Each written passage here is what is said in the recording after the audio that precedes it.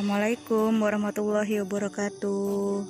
Selamat pagi anak-anak. Semoga kita semua dalam keadaan sehat ya. Materi kali ini saya akan bahas bab 3 tentang ketenaga kerjaan. Disimak ya.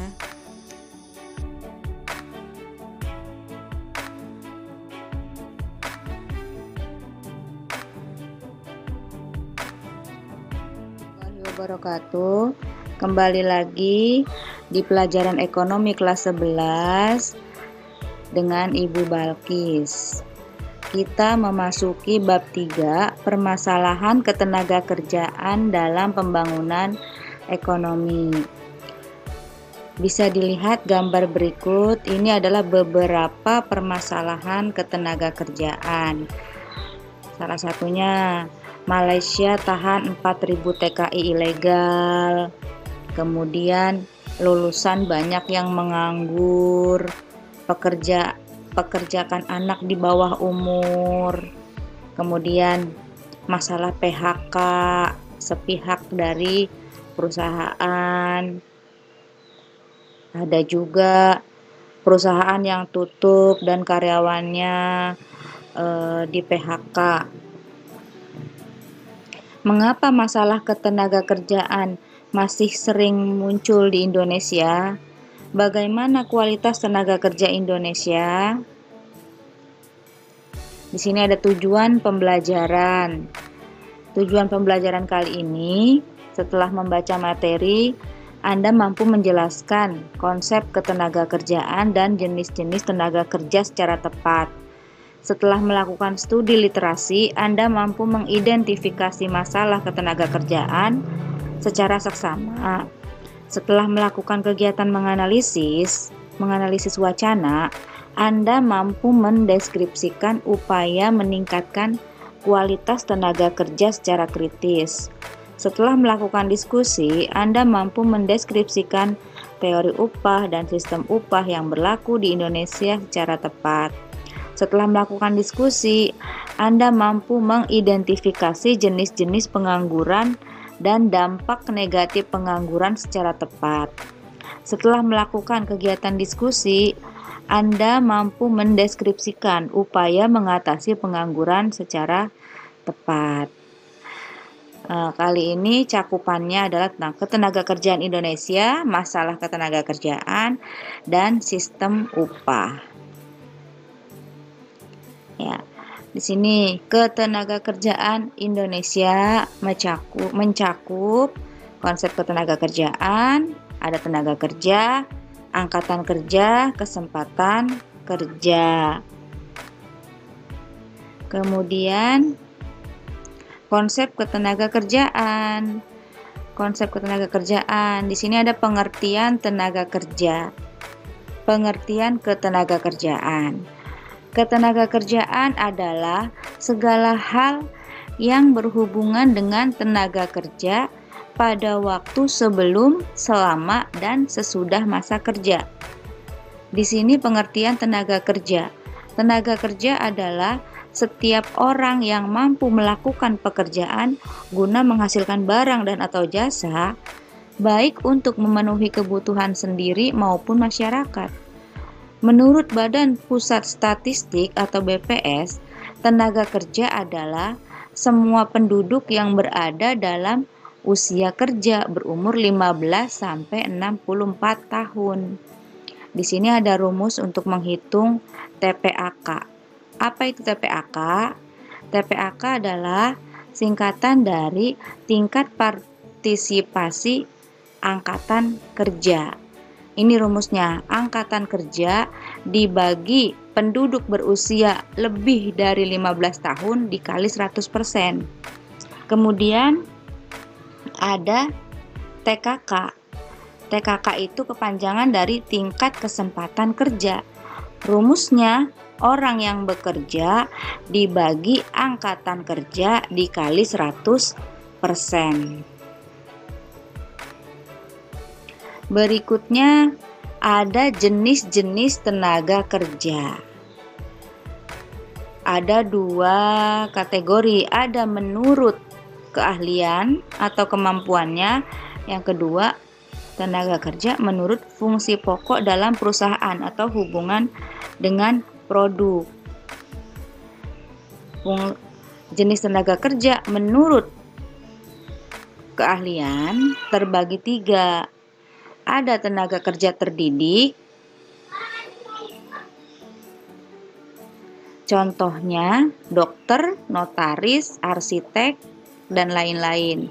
Tenaga kerja terdidik yaitu tenaga kerja yang diperoleh dari pendidikan formal. Kemudian tenaga kerja terampil atau terlatih. Tenaga kerja terampil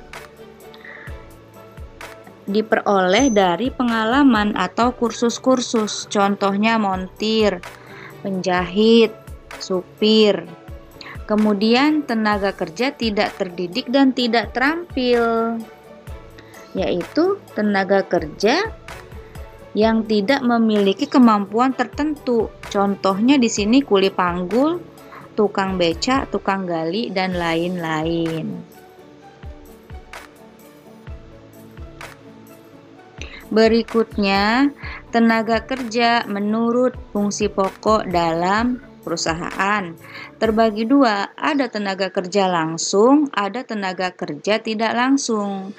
Tenaga kerja langsung adalah tenaga kerja di pabrik yang secara langsung terlibat pada proses produksi. Contohnya karyawan bagian produksi. Sedangkan tenaga kerja tidak langsung, tenaga kerja di pabrik yang tidak terlibat secara langsung pada proses produksi. Contohnya karyawan bagian penjualan, marketing, periklanan, dan lain-lain. Berikutnya, masalah ketenagakerjaan di Indonesia. Yang pertama, jumlah angkatan kerja tidak sebanding dengan kesempatan kerja. Mutu atau kualitas tenaga kerja yang rendah, pemutusan hubungan kerja atau PHK. Berikutnya, tingkat upah rendah atau upah minimum regional UMR. Berikutnya, upaya meningkatkan kualitas tenaga kerja Indonesia. Yang pertama, meningkatkan kualitas pendidikan. Yang kedua, meningkatkan kualitas kesehatan masyarakat. Berikutnya, menyelenggarakan program pemagangan, lalu memberdayakan Balai Latihan Kerja atau BLK secara optimal, kemudian mempercepat sertifikat profesi tenaga kerja.